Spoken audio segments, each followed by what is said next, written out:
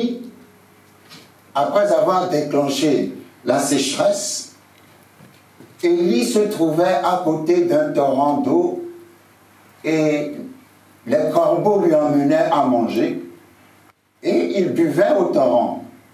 Et puis un temps est arrivé, le torrent s'est desséché. Et la Bible va dire, l'Éternel dit à Élie, va à Sarepta, car là j'ai dit à une veuve de te nourrir.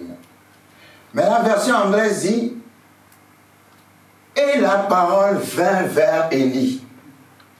Amen. Amen. C'est comme si la parole s'est faite chair, c'est comme une personne qui est arrivée à Élie pour dire, écoute Élie, Dieu m'a envoyé pour te dire. J'aime bien cette expression, et la parole vint vers Élie. Et c'est une expression qu'on trouve souvent dans la Bible, surtout dans la version anglaise. Et la parole vint vers. Dieu envoie sa parole pour déclencher toujours quelque chose. Amen. Et à chaque fois quand tu écoutes la parole de Dieu doit déclencher quelque chose en toi. Amen. Tu ne peux pas écouter la parole sans que rien ne se réveille en toi. Et bien ma prière aujourd'hui est que Dieu te réveille à travers sa parole. Qu'il réveille le bonheur, qu'il réveille le sourire sur ton visage, le rire dans ta bouche, qu'il réveille l'espérance, qu'il réveille la joie du Saint-Esprit en toi. La situation ne prête pas à la joie, mais tu es quand même joyeux. Tu es quand même joyeuse parce que la parole a communiqué la joie de Dieu à ton cœur. Amen. C'est très important. Je pensais à un mot. Et combien fort est ce mot? Combien puissant est ce mot? Nous l'utilisons tous les jours. Mais ce mot doit parler à quelqu'un qui est dans une situation extrême de détresse. Ce mot est très simple. Ce mot, c'est demain. Alléluia. Je voudrais prêcher un message qui s'intitule tout simplement demain. Quand vous êtes dans une situation de crise, le mot demain prend un sens différent. Parce que dans ton aujourd'hui, tu as l'impression que tout est fini. Mais il y a demain. Demain est rempli d'espérance. Demain veut dire, tu pleures aujourd'hui, mais il y aura un autre aujourd'hui qui arrive dans ta vie. Demain veut dire, ce que tu souffres aujourd'hui finira par passer. Un autre jour viendra où tu vivras la paix, où tu vivras la joie. Demain est un mot très simple, mais c'est un mot rempli d'espérance. Amen. Amen. Il y a des gens, ils ne voient plus, ils ne considèrent plus ce qui va arriver. Parce qu'ils croient que ce qui arrive, c'est la fin. Mais je veux dire à quelqu'un, ce n'est pas encore fini. Amen. Ce n'est pas encore fini. Amen. Parce qu'il y a demain. Amen. Aussi longtemps qu'il y a demain, je ne décroche pas, je ne raccroche pas, je n'arrête pas, je n'abandonne pas. Parce que pour moi, demain est un jour qui va me faire oublier aujourd'hui. Amen. Parce que pour moi, demain est un jour qui va me donner ce que j'ai toujours poursuivi et que je n'ai jamais eu. Pour moi, demain, c'est le jour de l'accomplissement des rêves déjà enterrés. Demain, je vais rentrer dans le cimetière de mes rêves et tous ces rêves que je n'ai jamais eus vont se réveiller. Et demain est tellement rapide parce que demain, c'est demain. Et parfois, quand tu penses à demain, tu te dis que c'est trop court pour que le miracle s'accomplisse. Mais Dieu est le Dieu de demain. En sorte qu'aujourd'hui, tu peux être quelqu'un qui n'a rien du tout, comme quelqu'un qui s'appelle Joseph et qui était en prison, et demain, il était assis comme Premier ministre dans le palais du roi. Amen. Il n'y a même pas eu 24 heures qui se sont passées. La Bible dit quand il s'est levé le matin, il s'est levé comme prisonnier. Mais le soir, les télévisions ont commencé à annoncer le nom du nouveau Premier ministre. Amen. Ça s'est passé demain. Amen. Amen. Donc ne t'inquiète pas. Le Seigneur nous a donné un message il n'y a pas longtemps. Dieu peut tout faire. Amen. Il n'y a rien que Dieu ne peut pas faire. Dieu peut tout faire. Aujourd'hui, tu peux être en bas, mais seulement demain, tu seras au sommet de la montagne. Amen. C'est vrai, nous avons souvent tendance à croire que les choses, c'est vrai que les choses naturelles se passent par processus, par procédé, par événement, par année. On considère les espaces. On considère l'espace du temps. On se dit, bon, dans telle année, ça va aller, dans telle année. Mais Dieu, Daniel a dit de Dieu, tu es maître des temps et des circonstances. Le temps n'est rien pour Dieu. Dieu peut te faire rattraper 30 ans en moins de 24 heures. À cause d'un seul mot, demain. Ah, come on. Comment je veux dire à quelqu'un ton demain sera meilleur que ton hier. Amen. Et aussi longtemps que Dieu est Dieu, tu as un demain. Amen. Tu as un demain. Aujourd'hui est le dernier jour de tes pleurs. Amen. Aujourd'hui est le dernier jour de tes malheurs. Amen. Aujourd'hui est le dernier jour de ta crise. Amen. Dieu dit demain. Amen. Amen. Quand nous allons dans 2 Rois chapitre 7, nous allons commencer dans chapitre 6. À partir du verset 24, la Bible dit: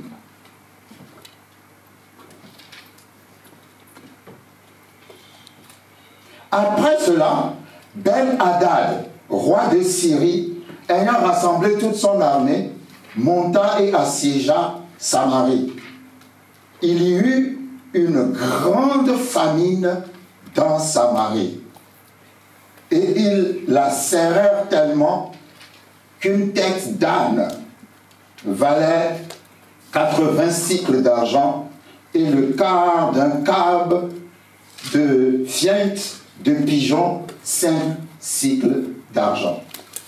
Ça veut dire que les choses qui étaient moins chères étaient devenues exagérément chères. Et le verset 26 dit: et comme le roi passait sur la muraille, une femme lui cria: sauve-moi, ô roi, mon Seigneur. Il répondit: si l'Éternel ne te sauve pas, avec quoi te sauverai-je? Avec le produit de l'air ou du pressoir?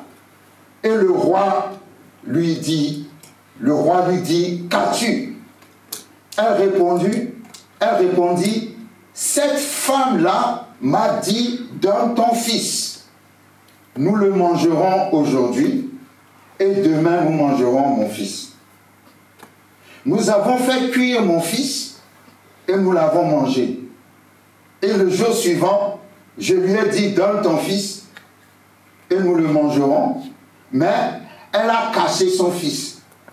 Lorsque le roi entendit ces paroles, les paroles de cette femme, il déchira ses vêtements en passant sur la muraille, et le peuple vit qu'il avait en dedans un sac sur son corps.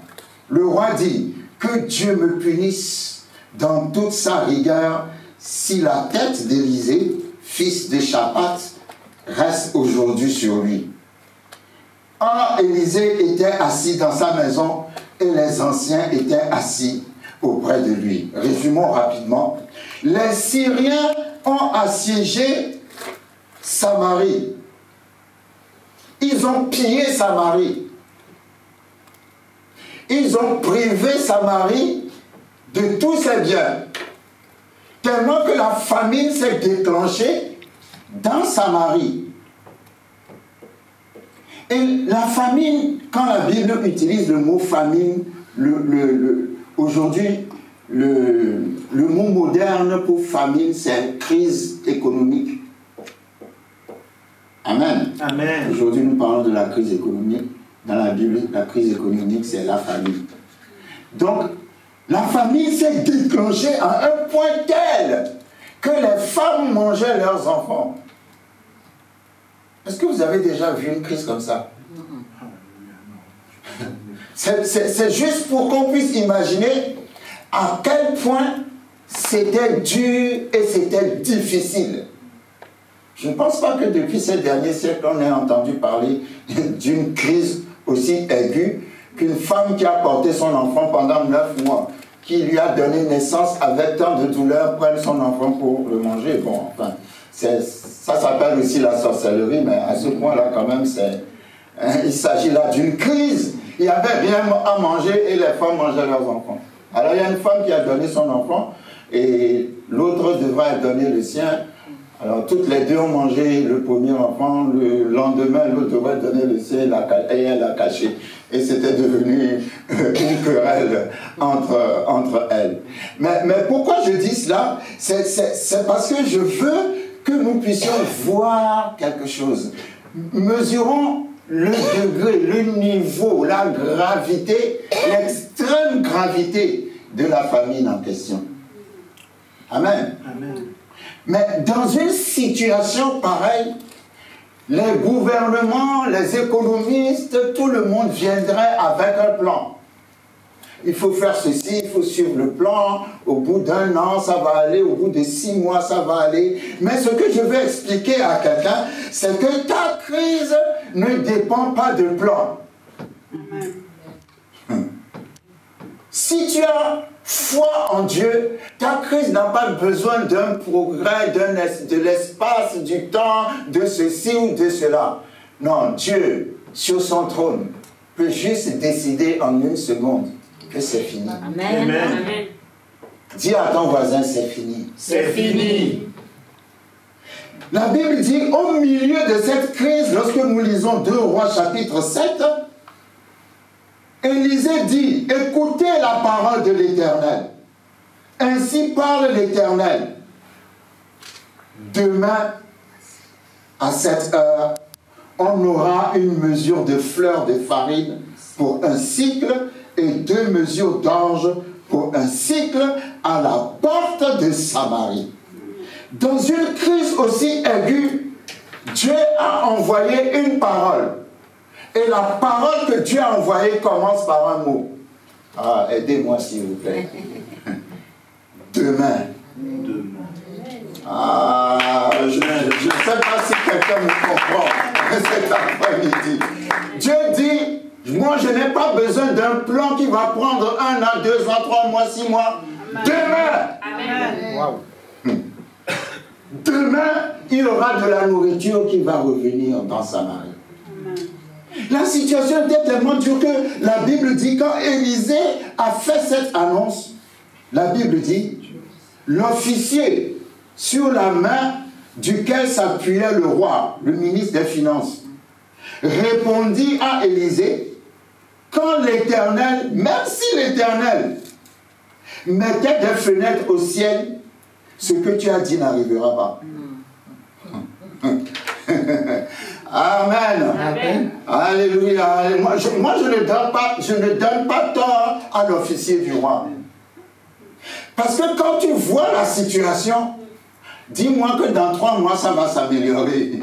Dis-moi que dans 4 mois, ça va. Mais surtout, ne me dis pas demain. Amen. Amen. Il n'y a rien à manger au point que les femmes mangent leurs enfants. La situation est alarmante. La situation est désespérée. Et toi, tu me dis demain. Non, non, non, je ne te crois pas. Même si Dieu met des fenêtres au ciel, ce que tu as dit n'arrivera pas.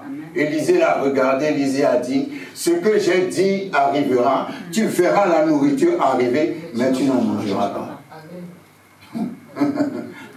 Alléluia. Amen. Parce que la parole de Dieu, parfois, est tellement contraire à la situation que tu ne veux pas recevoir. Et c'est là où beaucoup passent à côté.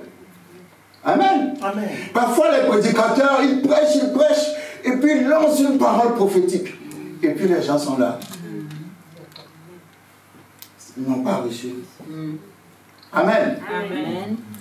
Où tu lances une parole prophétique, quelqu'un se lève et commence à courir partout dans la salle. Amen. Alléluia. Amen. La personne a reçu. Amen. Amen. Il faut toujours avoir, vous savez, tout dépend de la façon dont vous recevez la parole. Hein. C'est pour ça que pendant de longues années, j'ai toujours pensé dans 2 Chroniques 20 hein, que c'est Dieu qui a dit à Josaphat de mettre l'armée, de mettre la chorale devant l'armée pour aller à la guerre. J'avais toujours pensé ça, je ne sais pas pourquoi, mais un jour en relisant le texte, Dieu ne lui a jamais dit de faire ça. Parce que Josaphat était le roi d'un petit royaume, du petit royaume de Juda, qui était menacé d'être détruit par 3 grandes armées. 2 Chroniques chapitre 20. Alors Josaphat a décrété le jeûne, ils ont prié, et j'aime bien une prière qu'il a faite. Il a dit à Dieu, devant cette grande multitude, nous ne savons que faire, mais nos yeux sont sur toi. Come on. Amen. Il n'a pas dit, nos yeux sont sur la multitude qui vient pour nous détruire. Nos yeux sont sur nos manques. Nos yeux sont sur nos problèmes. Oh, on a trop de soucis. Seigneur, viens à notre secours. En tout cas, nous ne pouvons rien faire. Mais nous voulons seulement que tu saches que nos yeux sont sur toi. Amen. Quand il a fini cette prière, la Bible dit que l'Esprit est tombé sur un prophète.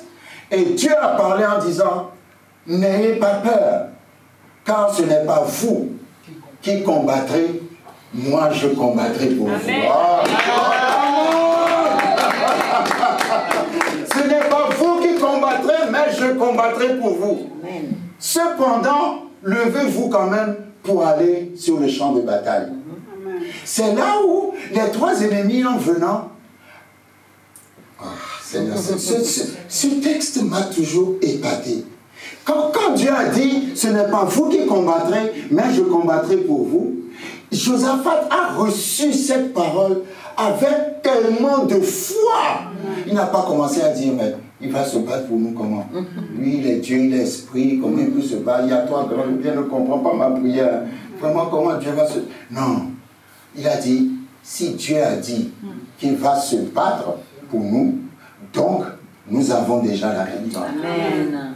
Amen. Amen. Et en allant à la guerre, il a mis les musiciens devant l'armée. Vous avez déjà vu une armée qui va à la guerre et puis on chante devant elle? Généralement, on chante après la victoire. Mais Josaphat a chanté avant la victoire. Ah, si quelqu'un peut chanter avant la victoire, juste au milieu de ta crise. Amen. Amen. Tu dois vous savez, il faut se lever, la situation est dure, difficile, mais lève-toi, commence à danser, lève-toi, commence à chanter, ta louange va briser les murs. Alléluia. Les disciples ont chanté en prison, les murs sont tombés. Alléluia. Amen. Ton adoration va faire tomber le mur de ta crise. Alléluia. Le mur de ta prison. Amen. Et quand j'ai réalisé que Dieu n'a pas dit ça à Josaphat, mais Josaphat a fait cela pour montrer qu'il a reçu la parole de Dieu. La Bible dit, quand les musiciens ont commencé à chanter, pas avant ni après, mais quand ils ont commencé à chanter. Amen. Amen. Certaines situations n'ont pas encore changé parce que tu n'as pas encore commencé à chanter. Tu pleures trop, tu te lamentes trop. Dieu dit, chante et danse. Quand ils ont commencé à chanter, l'Éternel a mis l'embuscade au milieu des 3 grandes armées qui venaient contre Josaphat. Et puis d'un seul coup, les 3 grandes armées qui se sont entendues pour aller détruire Josaphat et son royaume, ont commencé à se battre entre elles. Oh yes. Ah, je déclare dans le nom de Jésus, Amen, que tous ceux qui viennent contre toi, Amen, tous ceux qui viennent contre toi, Amen, tous les esprits qui viennent contre toi, Amen, ils vont se détruire entre eux-mêmes. Au nom de Jésus. Quand ils ont commencé à chanter, l'Éternel a mis la confusion parmi les 3 grandes ennemis. Ils se sont entretués. Tellement que, voilà Josaphat qui arrive en dansant avec son armée sur le champ de bataille, il n'y a que des cadavres.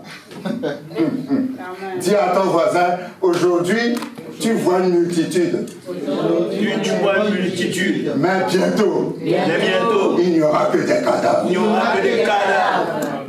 Amen. Josaphat n'a même pas vu le déroulement de la bataille. Vous voyez, quand Dieu dit « je vais combattre pour vous », vous ne voyez pas le déroulement de la bataille parce que c'est surnaturel. Vous voyez seulement le résultat.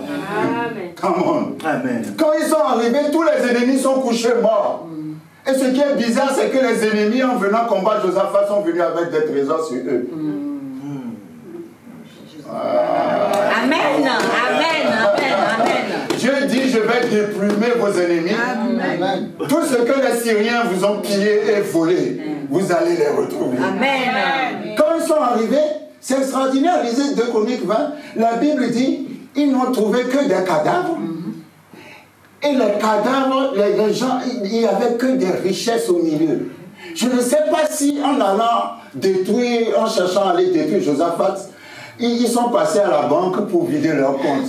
Mais ça n'a pas de sens. Toi, tu vas à la guerre, tu vas vider tes comptes bancaires. Si tu mets plein d'argent sur toi pour aller à la guerre. Vous savez, la sagesse de Dieu dépasse l'intelligence humaine. Amen. Ou bien, je ne sais pas s'ils ont été pillés d'autres peuples en prenant leur trésor et puis ils ont décidé d'aller. En tout cas, ils sont venus pour détruire Josaphat avec des richesses sur eux.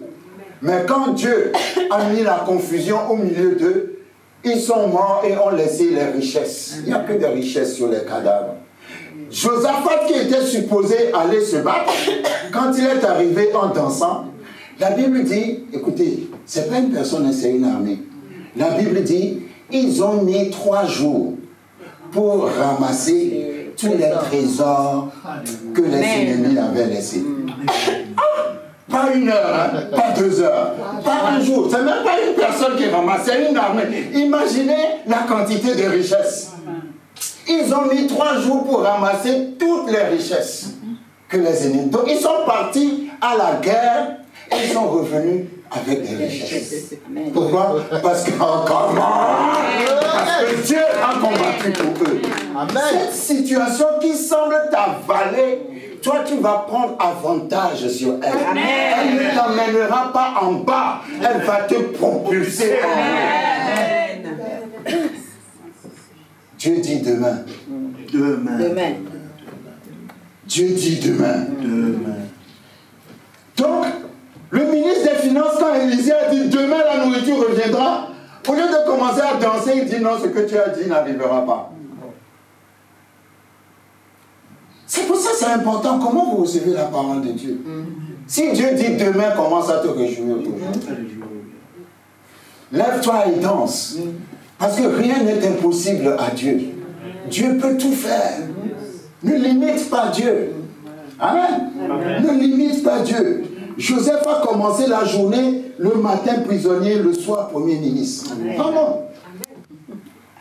Il n'a pas eu le temps de faire l'école nationale d'administration, d'avoir des expériences en politique. Non, non, non. Vous savez, avec Dieu, il n'y a pas d'expérience à faire, il n'y a pas de stage à faire. Quand il a décidé, il a décidé. Amen.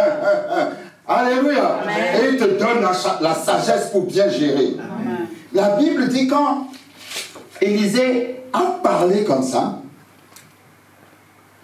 2 Rois 7, verset 3 nous dit, il y avait à l'entrée de la porte 4 lépreux qui se dirent l'un à l'autre. Allons doucement. Quand Élisée a dit demain, la nourriture va venir dans le pays, l'officier du roi n'a pas cru. Mais après que Élisée a déclaré cela, la Bible dit qu'il y avait à l'entrée de la porte de Samarie. Vous savez, dans l'ancien temps, les villes ont des portes. Les villes ont de grandes portes qu'on fermait le soir. Amen. Amen. Et la La porte est un endroit qui signifie entrée ou sortie. Amen. Amen. Entrée ou sortie. Fais attention à ce qui est à ta porte quand Dieu a parlé. Amen. Amen. Parce que quand Dieu parle, ce que j'aime chez Dieu, c'est qu'il ne fait pas la chose comme toi tu penses. C'est exactement comme le monde attendait un Messie et croyait que le Messie allait naître dans un hôtel 6 étoiles. ou dans le palais d'un roi. Mais le Messie est né au milieu des animaux. Alléluia. Amen. Qui va s'occuper de... Qui va te faire croire que le sauveur du monde est né au milieu des animaux? Mais Dieu est comme ça. Il fait les grandes choses d'une façon très simple. Dieu ne fait jamais les choses grandement d'un seul coup, non. Très simple. Quand il a envoyé sa parole, il a aussi envoyé 4 lépreux. Pas 4 personnes. Parce que les lépreux, non même pas, je ne sais pas comment ils ont fait eux pour sortir, parce que la loi dit, quand tu as la lèpre, tu dois vivre à l'écart de la société. Tu ne dois pas sortir. Parce que si tu touches quelqu'un, quelqu'un te touche, la personne devient impure. Amen. Mais les 4 lépreux là ont pu sortir. Et la Bible dit qu'ils étaient assis à la porte de la Samarie. Quand tu es dans une crise, fais attention à celui qui vient visiter ta porte, parce qu'on ne sait jamais. Amen. Amen. Ah, on ne sait jamais, parce que Dieu peut venir d'une manière très simple. Amen. Il y avait 4 lépreux qui étaient assis à la porte de Samarie et qui se posaient une question sur l'existence humaine. Ils se disaient, c'est très intéressant ce qu'ils disaient, les lépreux. Il y avait à l'entrée de la porte 4 lépreux qui se dirent l'un à l'autre: resterons-nous ici jusqu'à ce que nous mourions? Si nous songeons à entrer dans la ville, la famine est dans la ville et nous y mourrons. Si nous restons ici, nous mourrons également. Allons nous jeter dans le camp des Syriens? S'ils nous laissent vivre, nous vivons, et s'ils nous font mourir, nous mourrons. Les lépreux se disaient, au point où nous sommes arrivés, si nous restons assis ici, nous allons mourir. Si nous voulons entrer en Samarie, il y a la famine, nous allons mourir là-bas. Si nous allons dans la direction des Syriens, les Syriens peuvent nous tuer en nous voyant. Donc, il y a la mort dans les 3... oh, come on. Il y a la mort dans les 3 cas. Vous savez, parfois, vous êtes dans des situations, il y a la mort dans toutes les situations. Quelle que soit la manière dont vous pensez, il n'y a rien d'ouvert, il n'y a aucune ouverture. Alors, vous dites, je ne sais pas comment je vais faire. Et leur question fondamentale est, resterions-nous assis ici jusqu'à ce que nous mourons? Amen. Nous savons que dans tous les cas, il y a la mort. Mais est-ce que c'est parce qu'il y a la mort dans tous les cas qu'on doit rester assis? Non. Parce qu'il y a des gens qui sont assis. C'est-à-dire, comme ils n'ont trouvé aucune solution, ils ont décidé de ne rien faire. Mais la Bible dit, les lépreux, ce n'est même pas des gens normaux. Parce qu'au moins, ils peuvent se dire, bon, on va rester ici jusqu'à mourir parce que de toute façon, on a la lèpre. Est-ce que quelqu'un me suit? Amen. Mais ils se sont dit, non, non, non. Nous sommes lépreux, rejetés de la société. Peut-être nous n'avons aucune chance de guérir un jour, mais nous n'allons pas nous laisser mourir. Nous n'allons pas rester assis ici jusqu'à ce que la mort va nous trouver. Nous allons nous battre. Nous allons faire quelque chose. Amen. Si on dit qu'on est mort, on dira que nous sommes morts pendant que nous étions en train de faire quelque chose. Et la Bible dit, ils ont décidé de se lever et de marcher dans la direction des Syriens. Quand ils se sont levés, c'est comme si Dieu a mis sous leurs pas un micro. Même si Dieu avait mis un micro sous leurs pas, ça n'allait pas résonner comme ça. La Bible dit que les soldats syriens dans leur camp, ils ont entendu comme un bruit de chars et d'une grande armée qui avançait vers eux. Amen. Amen. Ah, j'aime ça. C'est pour ça que j'aime dire, Dieu se lève quand tu te lèves. Yes. Dès qu'ils se sont levés, Dieu aussi s'est levé. Amen. Ils sont en train de marcher, 4 lépreux qui ont refusé leur situation. Amen. Ils n'ont pas vu d'espérance, ils n'ont pas vu d'ouverture, mais ils ont dit, on ne va pas rester assis jusqu'à ce qu'on meure. Comment? Dieu a mis un micro sous leurs pas. Et les Syriens se sont dit, ah, c'est le roi d'Israël qui arrive avec la grande armée d'Israël. Et qu'est-ce qui s'est passé? Ils ont fui. Yes. Toute l'armée syrienne a fui en pensant que c'est le roi d'Israël, l'armée d'Israël qui arrive, alors que c'est 4 lépreux qui ont décidé de ne pas mourir. Ah, comment? Comment ça veut dire que quand tu prends une décision, quand tu te lèves, Dieu aussi se lève. Il y a tellement de choses que Dieu veut faire avec toi, mais c'est ça que je dis, Dieu peut tout faire sauf forcer ta volonté. Il n'y a qu'une seule chose que Dieu ne peut pas faire. Il ne peut pas forcer ta volonté. Mais dès que toi, tu es prêt à marcher avec lui, il va se lever pour toi.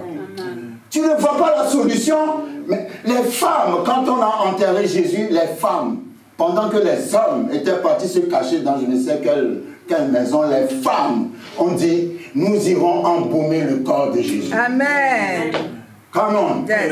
Et la Bible dit, mais elle avait une inquiétude. Elle se demandait qui allait enlever la pierre qui bouchait l'entrée de la tombe de Jésus. C'est des femmes, ce n'est pas des hommes, ils n'ont pas de muscles.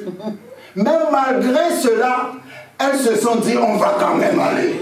Elles n'ont pas trouvé la solution. Ah, dis à ton voisin, pas seulement.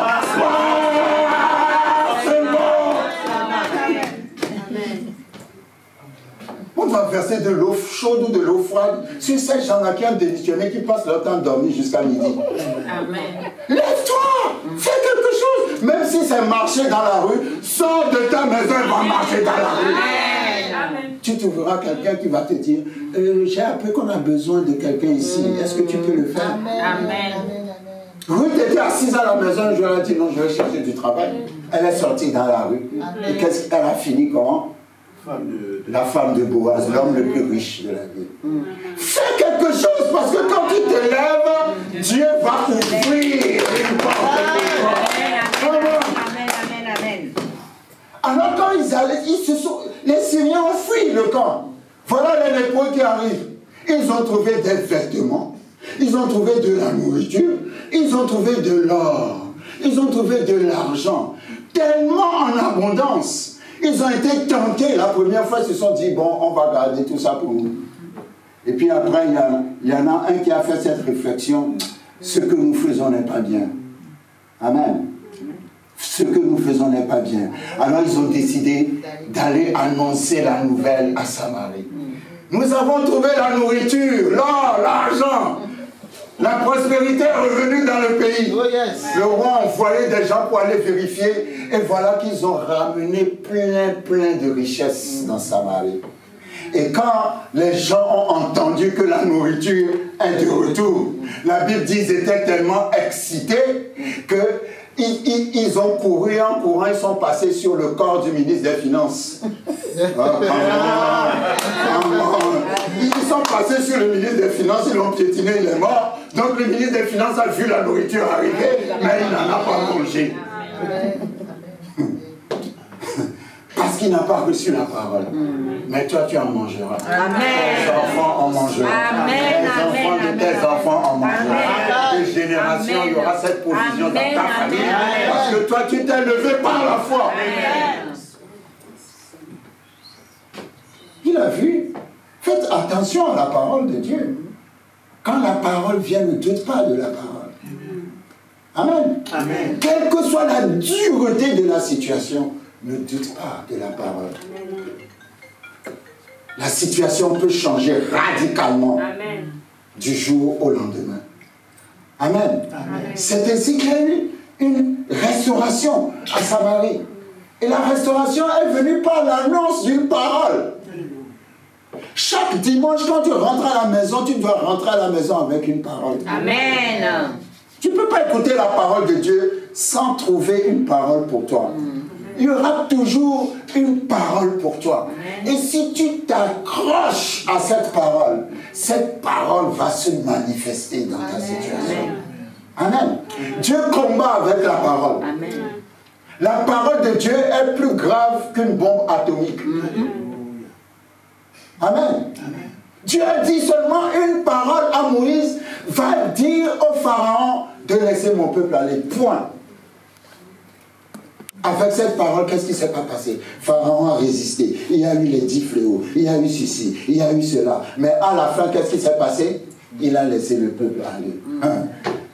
Quand vous vous tenez sur la parole, vous déclenchez une guerre. Mais n'abandonnez pas dans la guerre. Parce qu'à la fin, la parole triomphe toujours. Amen.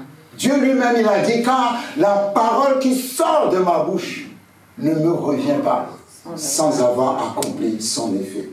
Ça veut dire que la parole accomplit toujours ce pourquoi on l'a envoyé.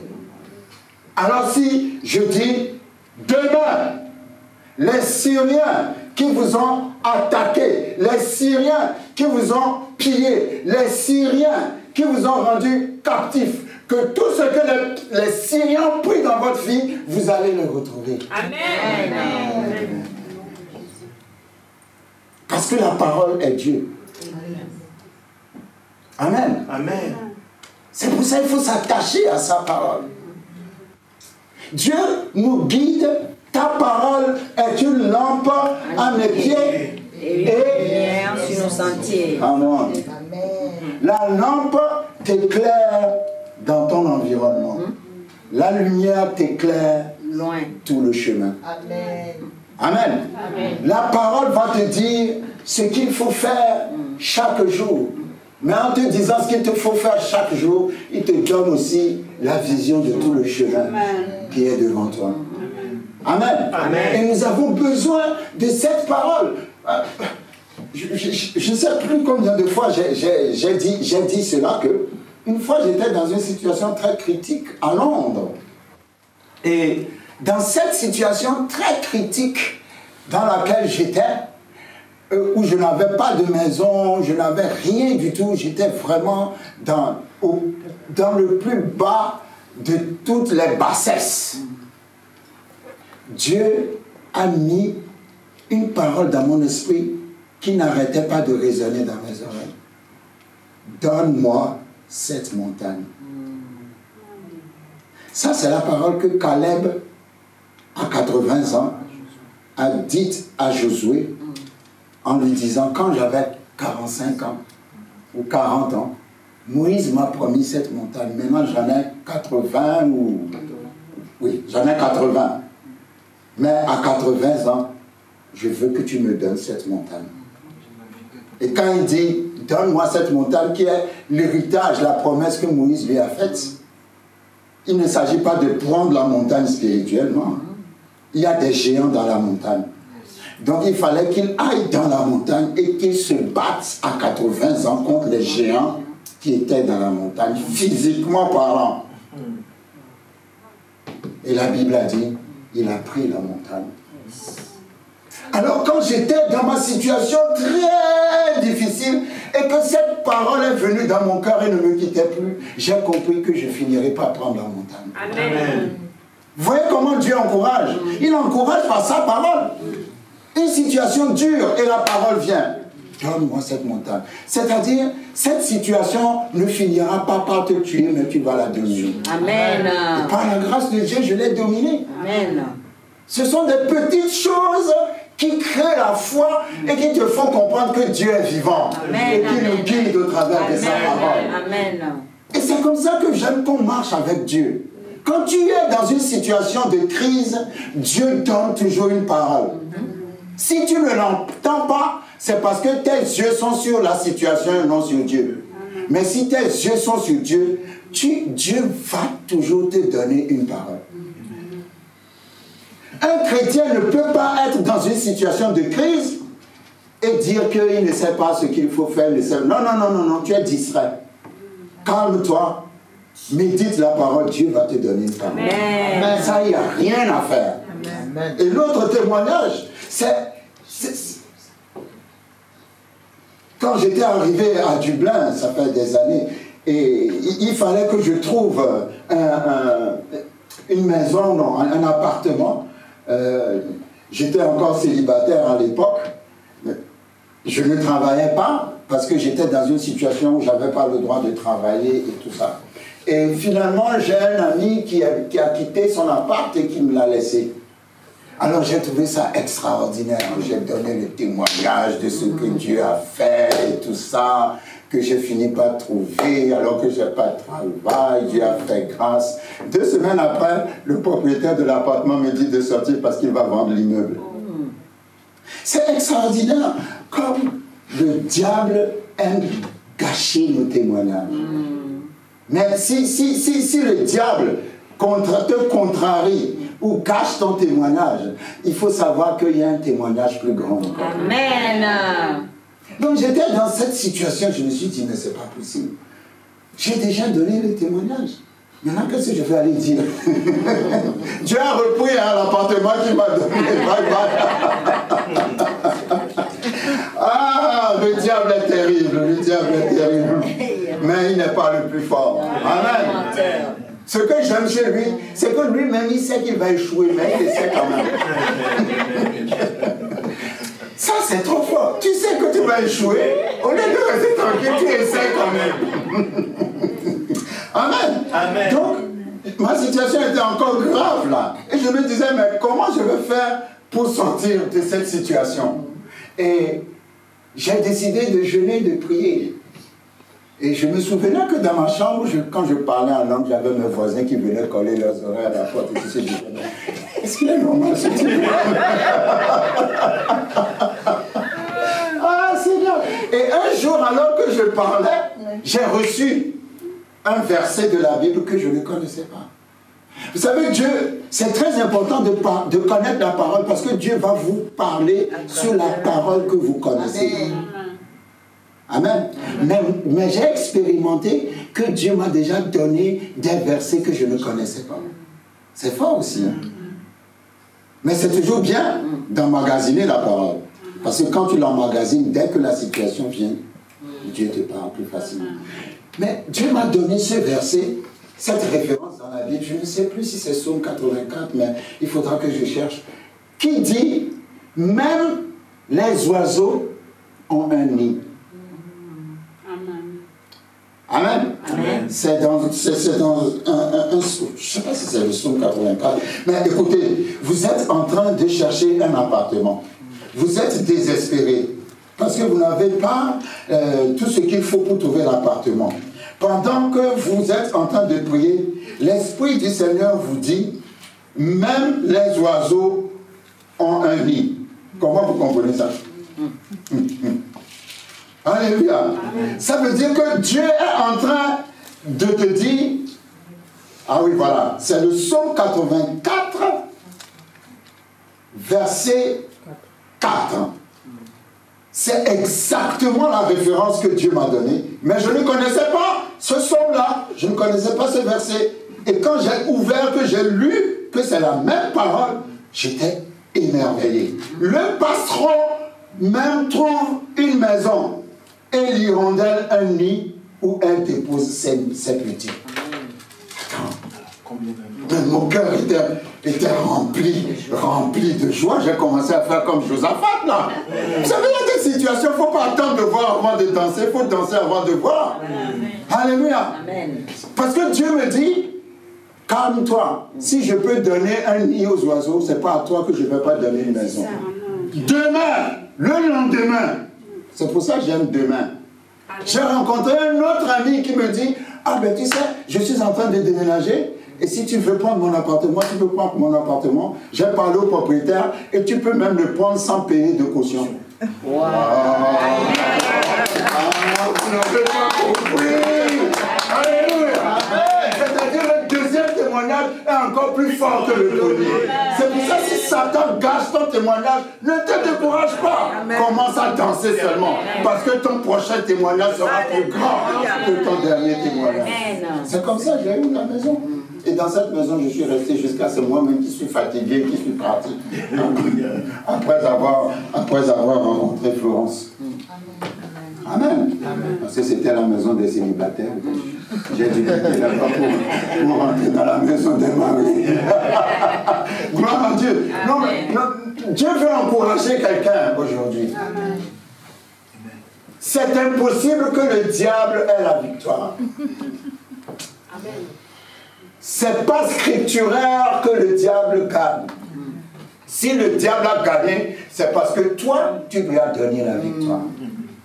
Mais aussi longtemps que tu te tiens sur Dieu, aussi longtemps, c'est là où j'ai compris ce que Jésus-Christ a dit quand il a dit l'homme ne vivra pas seulement de pain, mais de toute parole qui sort de la bouche de Dieu. Parce que quand j'étais dans des difficultés extrêmes, je n'avais plus faim. Mais je ne sais pas comment vous expliquer, j'étais rempli par cette parole, donne-moi cette montagne. Amen. Je n'avais plus faim. Ce n'était pas la faim physique. C'est pour ça que je dis que quand les disciples ont dit à Jésus, la foule doit avoir faim. Et puis Jésus a multiplié le pain. C'est les disciples qui ont parlé pour la foule. La foule n'avait rien dit. Non. Pourquoi? Parce que la foule n'avait pas faim. Ils étaient dans la gloire de Dieu. Jésus leur parlait. Ce n'était pas le pain qui était leur problème. C'était la parole, ils étaient remplis de la parole. Mais les disciples ont dit, ils doivent avoir faim. Amen. Amen. Quand tu es dans la gloire de Dieu, tu n'as pas faim. Yes. Ma situation était difficile, très difficile. Mais je n'avais pas faim. Cette parole que Dieu m'a donnée, donne-moi cette montagne, me remplissait de jus. C'est pas Dieu. Non, l'homme ne vivra pas seulement de pain, mais de toute la parole de Dieu. Si la parole t'habite, tu surmonteras ta montagne. Amen. Si la parole vient vers toi, que tu la reçois par la foi, tu surmonteras tes défis. Amen. Et je prie dans le nom de Jésus, quel que soit le nom de tes défis, je déclare que tu vas les surmonter. Amen. Dans le nom puissant de Jésus. Amen. Quels que soient les murs de ta prison, je leur parle et je leur dis tombez au nom de Jésus. Amen. Quelle que soit la dureté de tes chaînes, elles se brisent maintenant dans le nom puissant de Jésus-Christ de Nazareth. J'envoie la parole, encore la parole, et toujours la parole dans ta situation. Que la parole explose ta situation dans le nom puissant de Jésus-Christ. Seigneur, merci pour ta parole. Merci pour ta parole. Dieu dit aujourd'hui c'est dur, aujourd'hui c'est difficile, mais demain, je suis le Dieu de demain. Amen. Je suis le Dieu qui fait toutes choses nouvelles. Amen. Je suis le Dieu qui donne la vie aux morts et qui appelle les choses qui ne sont pas comme si elles étaient. Amen. Que quelqu'un reçoive son miracle. Amen. Je ne connais pas ta situation, mais dans le nom de Jésus, amen, tu es libre, libéré de cette captivité. Au nom de Jésus. Amen. Au nom puissant de Jésus. Amen. Au nom puissant. Vous savez, il y a toujours un jour où ça commence. Et il y a aussi un jour où ça s'arrête. Pendant plus de 400 ans, le peuple d'Israël a vu des Égyptiens. Mais un jour est arrivé, Dieu leur a dit, et ça c'est une parole pour toi aujourd'hui, les Égyptiens que vous voyez maintenant, les Égyptiens que vous avez toujours vus pendant toute votre vie, les Égyptiens qui vous fatiguent aujourd'hui, vous ne les verrez plus jamais. Amen. Amen. Amen. Je parle l'expression plus jamais sur la vie de quelqu'un. Amen. Plus jamais la maladie ne viendra. Amen. Plus jamais le manque ne viendra. Amen. Plus jamais la pauvreté ne viendra. Amen. Plus jamais l'esclavage ne viendra. Amen. Plus jamais la malédiction ne viendra. Amen. Car ces Égyptiens que vous voyez aujourd'hui, vous ne les verrez plus jamais. Amen. Vous ne les verrez plus jamais. Au nom de Jésus. Au nom de Jésus. Merci Seigneur pour ta parole. Amen. Que ton nom soit béni. Amen. Dans le nom puissant de Jésus-Christ de Nazareth. Amen. Amen. Alors on peut acclamer la parole.